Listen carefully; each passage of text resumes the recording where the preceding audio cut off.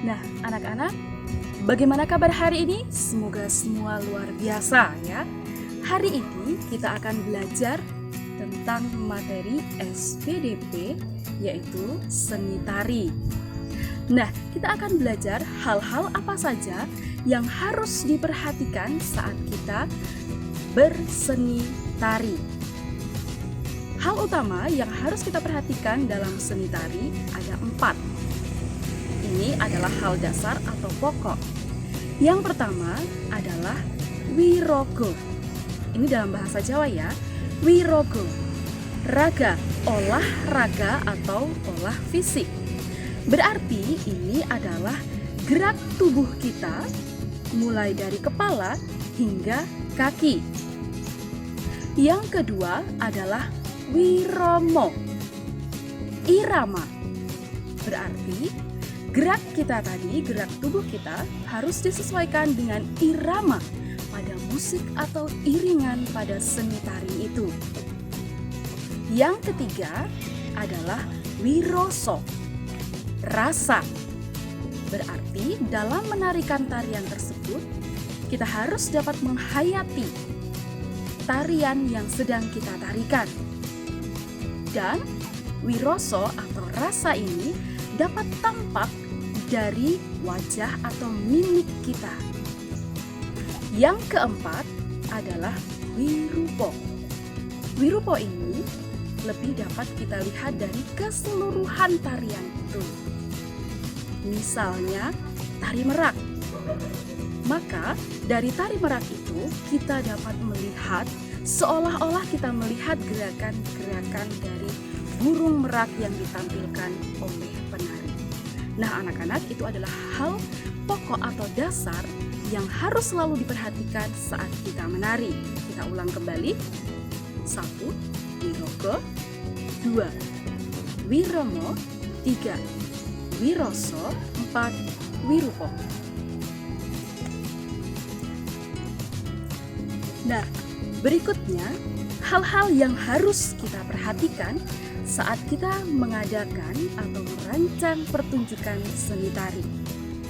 Hal-hal yang harus kita perhatikan dalam mempersiapkan pertunjukan tari antara lain 1. Tata rias atau make up. Tentu ini untuk mendukung supaya lebih tampil menarik. Yang kedua adalah kostum. Kostum sama dengan pakaian yang dikenakan. Kostum biasanya disesuaikan dengan tema tarian. Misalnya, tarian bertema binatang, maka kostum menyerupai seperti binatang yang ditarikan. Berikutnya adalah properti. Properti digunakan untuk mendukung tarian itu agar lebih jelas. Misalnya, tari bondan. Properti yang digunakan oleh penari bondan ada banyak. 1. Payung. 2. Boneka. 3. Kendi. Berikutnya adalah iringan. Iringan ini juga dibedakan menjadi 2. Ada iringan secara live atau langsung dan iringan menggunakan rekaman. Bisa menggunakan kaset atau file. Nah, yang berikutnya adalah pola lantai, berhubungan dengan penguasaan panggung.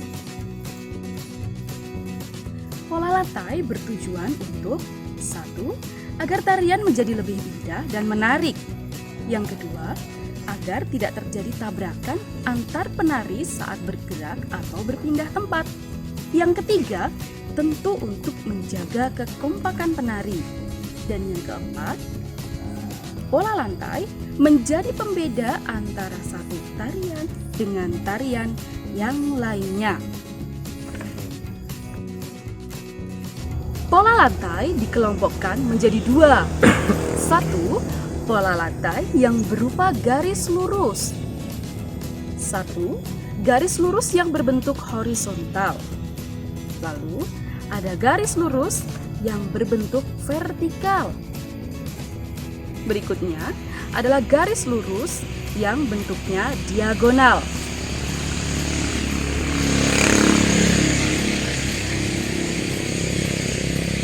Dua adalah pola lantai yang berupa lengkungan.